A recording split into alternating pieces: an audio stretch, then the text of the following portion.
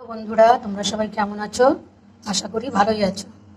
আজ সুদীপী কিচেনে রুই মাছ আলু দিয়ে মাছটা ধুয়ে নেব। লবণ,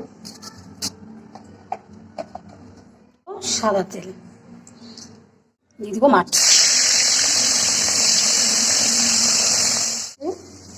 রসুন, পেঁয়াজ, কালো জিরে, কাঁচা লঙ্কা দিয়ে ভেজে নেব। শাকটা এবার ধুয়ে নেব। মাছটা ভাজা হতে হতে আমি সব মশলা বেটে নেব। জিরা,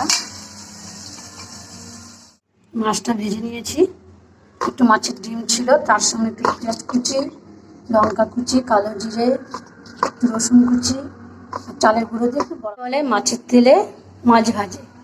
আমি মাছের তেলে মাছের ডিমের বড়া ভাজি। শাকটা একটু সিদ্ধ করে নেব। শাকটা ভেজে নেব। তেল,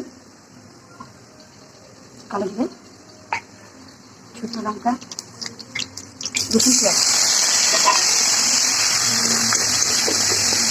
আলু করে ভেজে নিয়েছি। মশলাটা ভেজে নিয়েছি মাছের ঝোলে।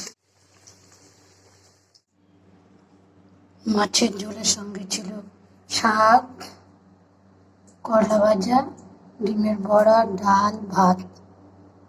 তো বন্ধুরা, ভিডিওটা এখানে শেষ করছি। তোমরা সবাই ভালো থেকো।